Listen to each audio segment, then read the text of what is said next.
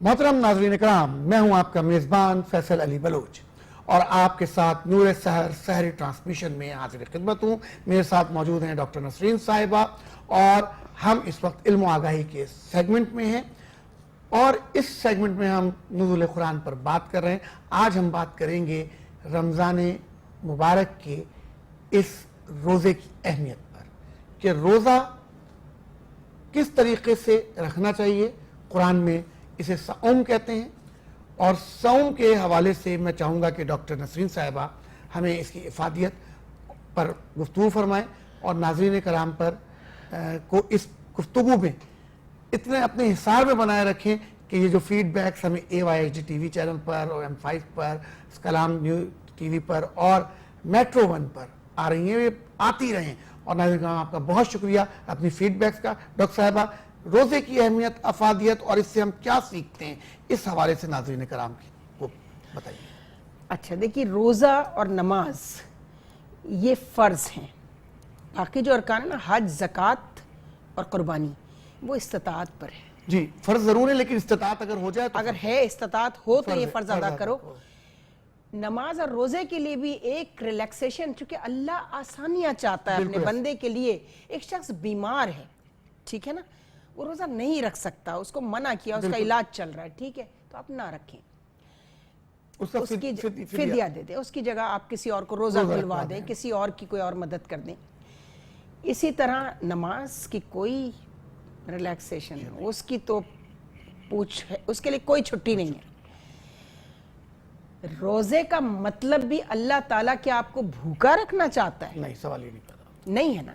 روزے کا تعلق تزکیہ نفس سے ہے کہ آپ اپنے نفس کی نفسانی خواہشوں پر کتنا قابو پا سکتے ہیں، یا ان نفسانی خواہشوں سے کفر کر سکتے ہیں، انکار کر سکتے ہیں۔ ہاں، آپ کفر تک پہنچ جاتے ہیں۔ کفر کا مطلب انکار کرنا۔ ہاں، اب ہم ماشاءاللہ ہمارے ہاں جیسے ہی رمضان آتا ہے لوگ پریشان ہو جاتے ہیں، راشن ذخیرہ کرنا شروع کر دیتے ہیں کہ رمضان میں مہنگا ہو جائے گا۔ آپ پوری دنیا میں جائیے تو ان کے جو فیسٹیول، جو تہوار ہوتے ہیں، وہ 1 دسمبر سے کرسمس سیل اور ریئل اوریجنل سیل، ڈرامے بازی نہیں، ٹھیک ہے نا۔ پہلے 50 کا تھا، وہ 50 کو کاٹا اور اس کے بعد اس کو پہلے 75 لکھ دیا کہ جی پہلے ہی 75 کا تھا، وہ 50 کا کاٹا، کہہ رہے 75 کا تھا یہ بچے کا، اب آپ کو 50 میں دے رہے ہیں، 50 میں جتنے کا تھا وہ 50 ہی کا تھا۔ یہ بے وقوفیاں جو ہمیں پہلے نہیں پتہ چلتی تھیں، لیکن ہم نے دنیا میں جا کے دیکھا سیل ہوتی کیا ہے۔ پہلے تو سیل کا مطلب ہوتا تھا سستا بازار لگ رہا ہے، کوئی ڈسکاؤنٹ مل رہا ہے۔ خیر، چونکہ ہر جگہ ہیرا پھیری ہے تو اب ہم اس پہ نہیں بات کرتے۔ بات ساری یہ ہے کہ جھوٹ بولنا روزے میں، اور بس آدھا دن نہیں گزرتا کہ افطاری کی تیاریاں شروع کر دینا۔ بالکل ٹھیک ہے، ایسے سیلڈ اور ایسے کھانے جو عام آدمی افورڈ نہیں کر سکتا، آپ وہ دکھا کے ان کو انسینٹیو دے رہے ہیں کہ ناجائز ذرائع سے کماؤ، جو کچھ کرو، یہ کھانے کھاؤ تو بڑا زبردست ہے، یہ آئس کریم، یہ مشروبات، ٹھیک ہے نا۔ تو خود ہی سوچیں، وہ بھی روزے رکھتے ہیں، ان کو بھی سوچنا چاہیے کہ تاجر اپنی اشیاء کو سستا کریں رمضان میں، اور دکاندار کو یہ کہنے کا موقع ملے باجی وہ پیچھے سے ایسے ہی آ رہا ہے، وہ پیچھا آج تک نہیں پتا چلا وہ کیا ہے، وہ آتا کہاں سے ہے۔ جھوٹ ہے، جھوٹ۔ جیسے آج کل ڈالر کی وہ شہرت کی وجہ سے بڑھ گیا، پیسے کی قدر کم ہو گئی، اس لیے مہنگائی بڑھ گئی، بالکل بڑھی ہے، لیکن مصنوعی مہنگائی کا کیا کریں گے جو آپ نے پیدا کی ہے، ٹھیک ہے۔ تو یہ ساری چیزیں دیکھنا چاہیے، ایک تاجر کو بھی رمضان میں اس کا خیال رکھنا چاہیے کہ وہ روزے داروں کو، یہ نہیں ہے کہ آپ نے روزہ داروں کے لیے دسترخوان لگا دیے۔ ایک صاحب ہے، میں نام نہیں لوں گی، حافظ پہ جائیے آپ، خیابان حافظ پہ جہاں میں رہتی ہوں اور اس کے علاوہ بھی بہت سارے علاقوں میں، وہاں سے لے کے کینٹ اسٹیشن تک دسترخوان لگا ہوتا ہے، روزہ دار آئیں روزہ افطار کریں، سارے نشئیے بھکاری بیٹھے ہوئے ہوتے ہیں۔ میں اس کے بھی خلاف نہیں ہوں جو دسترخوان لگیں، سارے، کوئی عزت نفس رکھنے والا وہ سفید پوش جس کے گھر کھانا 2 وقت کے بجائے 1 وقت پکتا ہے، وہ تو نہیں جائے گا۔ آواز خلق فاؤنڈیشن میری فاؤنڈیشن ہے، اس کے تحت ہم بھی دسترخوان لگاتے تھے، ٹھیک ہے، لیکن اس بار ہم نے دسترخوان کی جگہ لوگوں کی مدد کرنی ہے، بالکل ان کے گھر پہ جا کے خاموشی سے انہیں سامان دے آئی جنہیں آپ سمجھتے ہیں کہ یہ نہیں آئیں گے دسترخوان پہ، ٹھیک ہے نا۔ اور وہ سارے بھکاری جو ہوتے ہیں نا، جن کا روزہ بھی نہیں ہوتا، وہ اس پہ بیٹھ جاتے ہیں, ٹھیک ہے, ان کا تو وہ ڈنر ہوتا ہے. جی تو یہ ایک سلسلہ جو ہے یہ بند ہونا چاہیے. اور آپ کو اگر پتہ ہے آپ کے عزیز و اقارب میں, آپ کے پڑوس میں اگر آپ اچھے علاقے میں رہتے ہیں, کچی آبادیاں ہیں, ان پہ جا کے خاموشی سے دے کر آ جائیے. دوسری بات, غیبت کرنا, اس میں وہ نکل جاتی ہے نا بات منہ سے, بھئی کیسے نکل جاتی ہے, سوچو میرا روزہ ہے آج, ٹھیک ہے نا. غیبت کرنا, دوسروں کا برا سوچنا, برا چاہنا, ٹھیک ہے نا. کمپٹیشن, افطار پارٹیاں ہو رہی ہیں, اس کے افطار میں اتنی ڈشز تھیں تو ہم اتنے ڈشز کریں گے. یہ ہمارے میلاد اور مجالس کے تبرک میں بھی ہو رہا ہے کہ اس نے یہ کھانا کھلایا تھا تو یہ کھانا کھلائیں گے. آپ اس کی سول کو, اللہ کے دیے ہوئے اس احکامات کو آپ برباد کر دیتے ہیں, سبوتاش کر رہے ہیں آپ اس کو پورا. تو رمضان میں روزہ دار کی ذمہ داریاں اور ریاست کی ذمہ داریاں اور ریاست کے دوسرے ارکان, جس میں تاجر برادری میں کہوں گی, اور دکاندار, ریٹیلرز جو ہیں, آڑتی, ان سب کو شرم آنی چاہیے. پہلی رمضان سے پروڈیوسر سے لے کے کنزیومر تک سب, جی وہی مینوفیکچرر سے لے کے کنزیومر تک. نہیں, کنزیومر اس میں ذمہ دار نہیں ہے. میں آپ کو ایک بات بتاؤں, ذمہ دار اس وقت ہے جب وہ خاموشی سے لے کے چلا آتا ہے. ارے بھائی رمضان آیا ہے نا, 1 مہینے پھل نہیں کھاؤ گے تو کیا موت آ جائے گی تمہاری.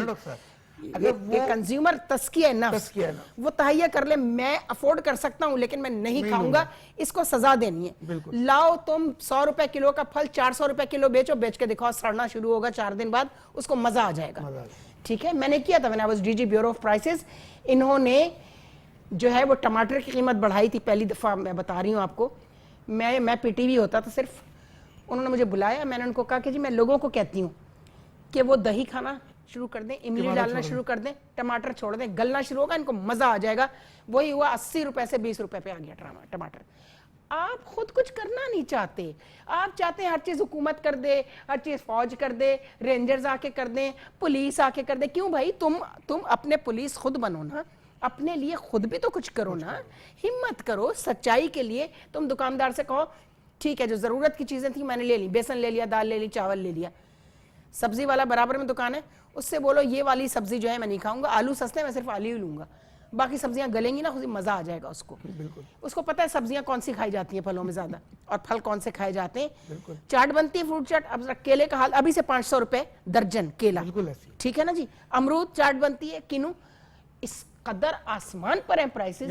ہم روزے کی جو اصل افادیت ہے اس کو بھول گئے, ختم. جھوٹ ہم بول رہے ہیں, ہاں مکاری ہم کر رہے ہیں, بالکل ہم چغلیاں ہم کھا رہے ہیں, جی, خصمیں ہم کھا رہے ہیں, اور دوسروں کو نقصان پہنچانے کی ترکیبیں بھی سوچ رہے ہیں, اسی روزے میں بیٹھ کے نا ترکیب سوچ رہے ہیں کہ میں اس کو کیسے گراؤں. آپ خود پر قابو کریں, اپنی خواہشوں کو لگام ڈالیں. نہ کھائیں چاٹ اس مہینے, کیا مصیبت آ جائے گی. 11 مہینے کھا لینا, 11 مہینے کھا لینا. اچھا, نہ کھاؤ مٹر پلاؤ, مٹر مہنگا ہوتا ہے نا, مہنگا ہے مت کھاؤ مٹر پلاؤ. چاول مہنگا ہے مت کھاؤ چاول. قیام 1 مہینے میں چھوڑ کے تو دیکھو, پھر تبدیلی خود بخود آ جائے گی, خود بخود آ جائے گی. بکنا کم ہوگا خود ہی. وہ تو دیکھیے اکنامکس کا ایک اصول ہے, ڈیمانڈ اینڈ سپلائی. ڈیمانڈ کم ہوگی, ٹھیک ہے نا, سپلائی بڑھے گی تو آٹومیٹیکلی پرائسز جو ہیں وہ نیچے آئیں گی. لوگوں کو اس کی آگہی دینے کے لیے بھی ہم انتظار کرتے ہیں کہ ہمیں ٹی وی بتائے, ہمیں اخبار بتائے. مائیں کہاں مری ہوئی ہیں, مائیں کیوں نہیں بتاتی. ہمیں تو گھر میں جو کچھ بتایا جاتا تھا, ماں, دادی, نانی, گھر کے بزرگ بتاتے تھے کہ روزے میں یہ کرنا ہے. بالکل ٹھیک ہے. ناظرین کرام, ڈاکٹر صاحبہ ہمیں بڑی خوبصورتی کے ساتھ یہ سمجھانے کی کوشش کر رہی تھی کہ جو لفظ صوم ہے اس کے معنی ٹھہر جانا, رک جانا. ہم ٹھہر اور رک نہیں رہے, بہت اچھی بات کی. ہم اس کے پیچھے دوڑ رہے ہیں, اس کے پیچھے بھاگ رہے ہیں, اور ہم ہر اس برائی کو اپنا رہے ہیں جن سے ہمیں رکنا تھا, صبر کر کے سیکھنا تھا کہ ہمیں باقی کے 11 مہینے میں بھی کس طریقے سے اپنے آپ پر قابو کرنا ہے, اپنے آپ پہ کنٹرول کرنا ہے.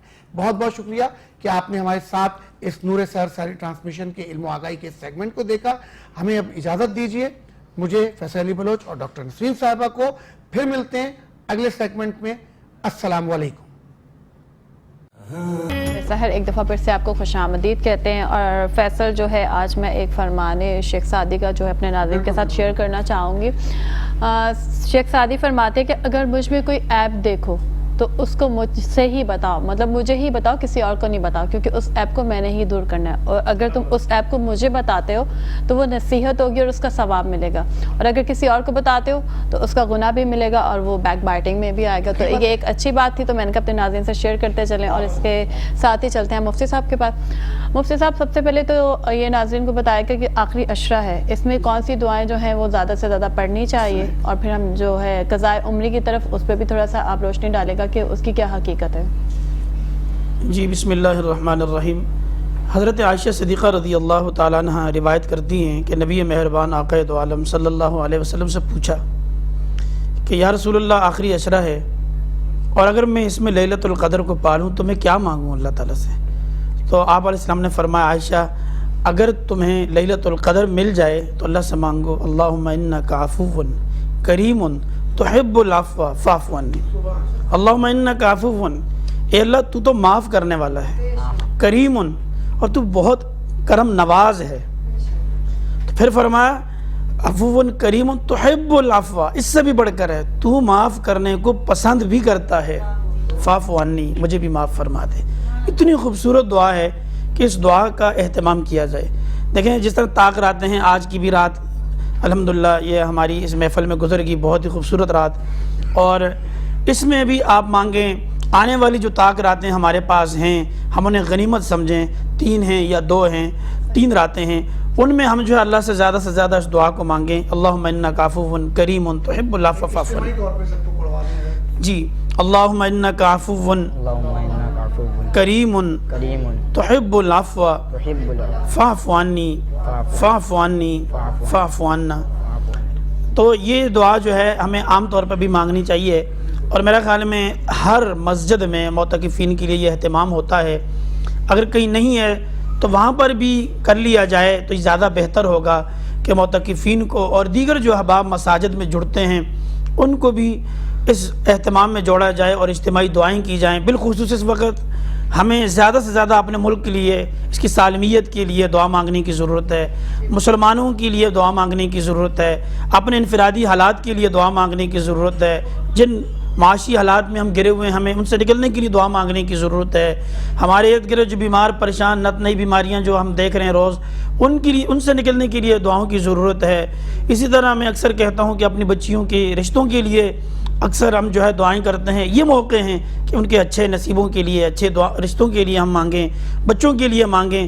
تو اس سے بڑھ کر کوئی اور موقع ہمارے پاس نہیں ہے. اللہ تعالیٰ نے یہ آخری جو راتیں دی ہیں ان میں ہم مانگیں. اور اس کے ساتھ ہی دوسری بات جو آپ نے پوچھی کہ قضاء عمری، تو قضاء عمری یہ ہے کہ ایک کانسیپٹ اس کا یہ ہے کہ جو نمازیں رہ جائیں ان کو نماز کے بعد پڑھ لیا جائے. یعنی جس دن کی نماز ہو تو رات میں، شام میں آپ اس نماز کو ادا کر لیں. لیکن اگر زندگی کی کئی نمازیں رہ چکی ہیں، کئی ساری نمازیں آپ کو یاد ہی نہیں، جب سے نماز فرض ہوئی اس کے بعد پتہ ہی نہیں ہے کہ کتنی نمازیں پڑھی ہیں اور کتنی نمازیں نہیں پڑھی، تو اس کا طریقہ یہ ہے کہ زندگی میں گزری ہوئی کوئی ایک نماز، قضا نمازوں میں سے کوئی ایک نماز کر کے آپ ایک نماز پڑھ سکتے ہیں، وہ آپ کی پہلی ہوگی. گزری ہوئی نمازوں میں سے کوئی ایک نماز دوسری ہوگی. اسی طریقے سے آپ تمام نمازوں کو پڑھ سکتے ہیں. عام طور پہ لوگ کہتے ہیں کہ یہ جو ایام ہیں، بالخصوص یہ جو راتیں ہیں، ان راتوں میں اگر ہم قضاء عمری کی نمازیں پڑھیں گے تو یہ زیادہ جو ہے مقبول بھی ہوں گی اللہ کے ہاں. اس میں ایک اور بات کر دوں کہ جو نفل نمازیں ہوتی ہیں ان نمازوں میں، جیسا تہجد کی نماز بھی نفل ہے، اور اس طرح اور نفل نمازیں ہم پڑھتے ہیں، صلاۃ الحاجت ہے، صلاۃ التوبہ ہے، صلاۃ التسبیح ہے. اس طرح کی نمازوں میں ایک نماز میں ہم کئی نمازوں کی نیت کر سکتے ہیں، نفل نمازوں کو جمع کر سکتے ہیں. تو ہم ایک ساتھ ان راتوں میں اگر صلاۃ الحاجت کی نیت کرتے ہیں تو اسی میں صلاۃ التوبہ کی بھی نیت کر لیں، اسی میں ہم جو ہے اللہ تعالیٰ سے یہ بھی نیت کر لیں کہ تہجد کی نماز ہے. تو کئی نمازیں ہم ایک سلام کے ساتھ، یعنی 2 رکعت پڑھیں گے، لیکن ان 2 رکعتوں میں کئی نمازوں کا ثواب بھی مل جائے گا اور ہم اللہ تعالیٰ سے مانگ بھی سکیں گے. کتنا آسان ہے. جی ماشاء اللہ. مفتی صاحب نے بہت ہی زبردست انداز میں بہت ہی مفصل طریقے سے اس بات کو سمجھایا اور دعا بھی کروائی. اور ناظرین کرام یہاں تھوڑا سا ہم سب کے لیے بھی دعا کیجئے گا، خاص طور پہ میرے اور سونیا کے لیے، کہ ہم لوگ دونوں ہی اس وقت ناسازی تباہ میں مبتلا ہیں اور بہت زیادہ طبیعت میری بھی خراب ہے اور سونیا کی بھی خراب ہے. اس کے باوجود ہم آپ کو یہ نشریات جاری رکھے ہوئے ہیں جو نور سحر صحیح ٹرانسمیشن، میٹرو ون نیوز اور اے وائی مارکیٹنگ آپ تک پہنچا رہے ہیں. اس کے ساتھ ہی ہمیں جوائن کیا ہے سونیا کس نے؟ جی ہمارے ننھے مبلغ نے، کیونکہ شایان یہ ننھے کہنے سے میرے چڑھتے، میں نے آج سوچا تھا کہ میں اس کو آنے بولوں گی. شایان شیخ آئے ہیں ہمارے پاس. اور شایان آج آپ کس موضوع پر بیان دے رہے ہیں؟ بسم اللہ الرحمن الرحیم. چونکہ علامہ صاحب نے بہت ہی عمدہ گفتگو کی کہ کیونکہ آج تاخرات بھی ہے، ممکنہ لیلۃ القدر بھی ہے، اور کل چونکہ جمعۃ المبارک کی دن بھی ہے، اور ہو سکتا ہے کہ یہ الوداعی جمعہ بھی ہو. اللہ سے دعا ہے کہ ہمیں اللہ رب العزت ایک اور جمعۃ المبارک کی سعادت نصیب فرمائے. بہرحال تو اسی گفتگو کو میں آگے لے کر چلوں گا کہ فیصل بھائی آج جو ہم رمضان المبارک میں اس وقت موجود ہیں، تو آپ دیکھیں کہ رمضان المبارک کا جو دعا سے ربط کس قدر قائم کیا ہے. قرآن پاک نے ہمیں یہ فلسفی پیش کی کہ آپ دیکھیں کہ قرآن مجید میں جو سب سے پہلے آیت نازل ہوئی، ایک آیت میں دعا کے حوالے سے بتانا چاہوں گا. رب تعالیٰ نے فرمایا کہ وَإِذَا سَأَلَكَ عِبَادِي أَنِّي فَإِنِّي قَرِيبٌ أُجِيبُ دَعْوَةَ الدَّاعِ إِذَا دَعَانِ فَلْيَسْتَجِيبُوا. یہ قرآن پاک کی جو آیت ہے، اس سے ماں قبل آیت دیکھیں رب تعالیٰ نے کیا فرمایا، شہر رمضان الذی. بالکل کہ اس کے اندر پہلے جو دعا کی آیت ہے، اس سے ماں قبل جو آیت ہے وہ فضیلت رمضان کے حوالے سے، اور اس سے ماں قبل جو آیت ہے آپ دیکھیں کتب علیکم الصیام، کہ تم پر جو احکام رمضان کے حوالے سے. اچھا اس کے ماں بعد والی جو آیت ہے وَإِذَا سَأَلَكَ کے بعد ماں بعد والی آیت جو ہے اس میں ہے أُحِلَّ لَكُمْ لَيْلَةَ الصِّيَامِ، احکام رمضان.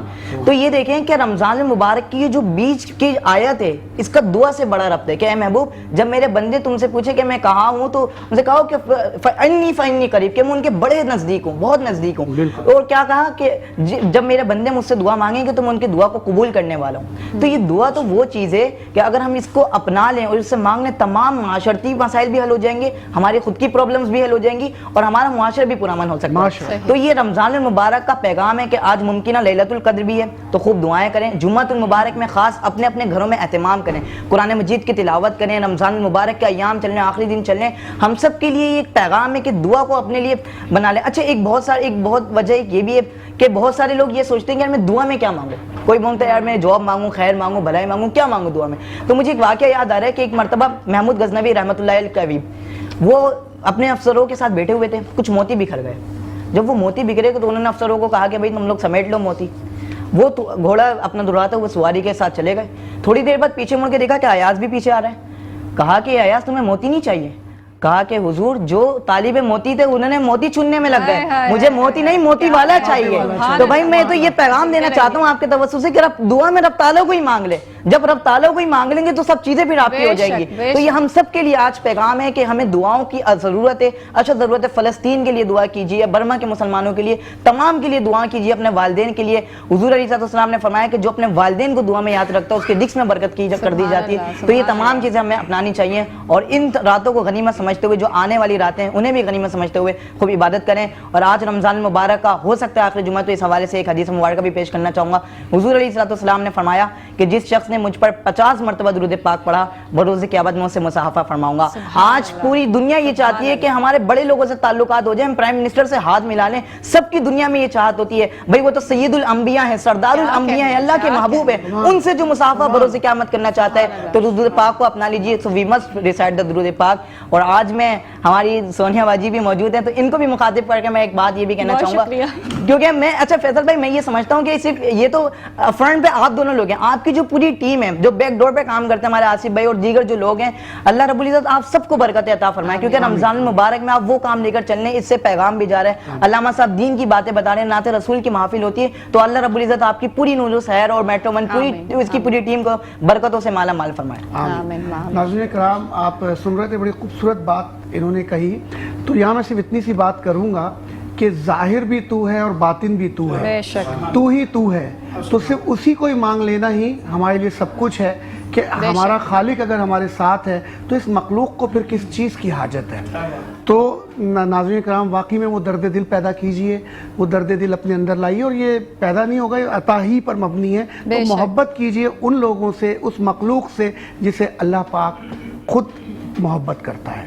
تو اس کے ساتھ ہی سونیا کیا خیال ہے کہ ایک نعت ہو جائے جی بالکل. اور نعت رسول مقبول پیش فرمائیں گے.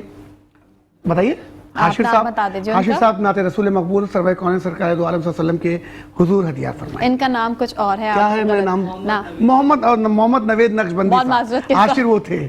ٹھیک ٹھیک معذرت کے ساتھ. خوشبو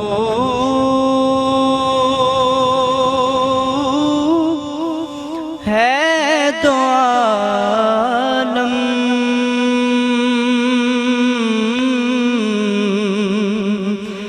میں تیری گل چیدہ کس منہ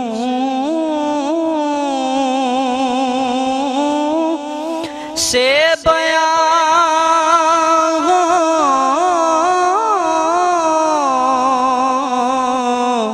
تیرے اوصاف حمیدہ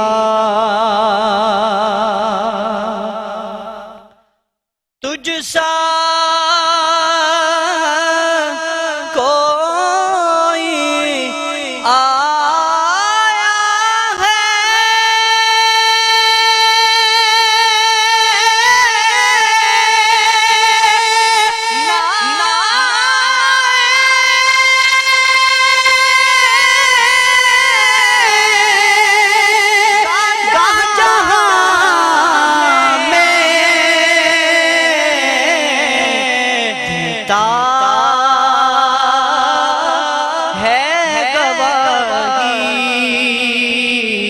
یہی عالم کا جریدہ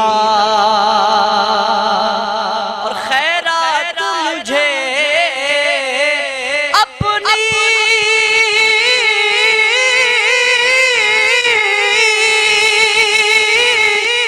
محبت کی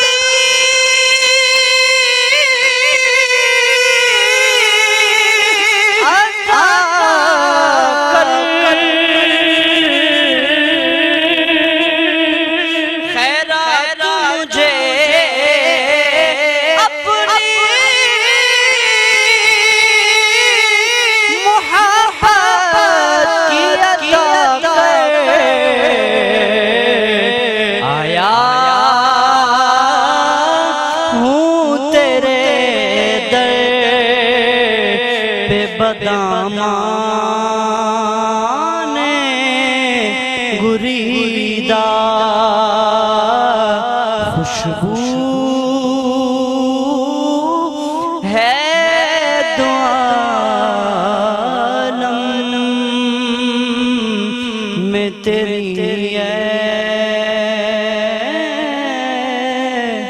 گل چیدہ.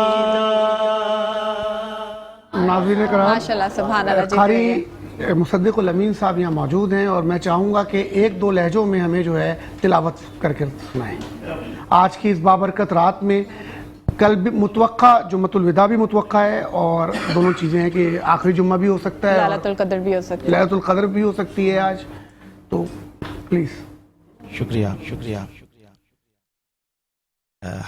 ہمارے یہاں جو ہے بہترین جو جن کی ہم نقل وغیرہ کرتے ہیں وہ امام الحرمین ہیں, مسجد حرام کے امام اور مسجد نبی.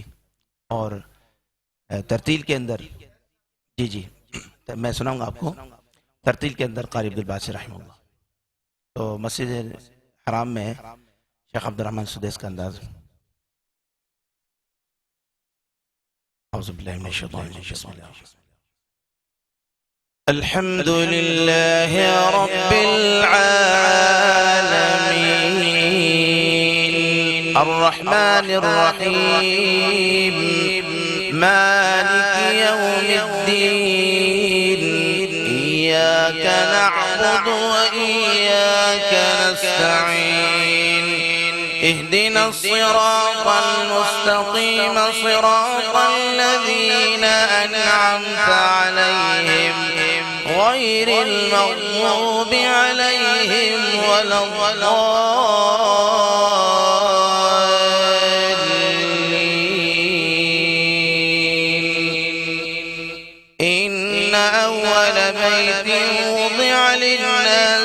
الذي ببكة مباركا وهدى للعالمين. ناظرین کرام،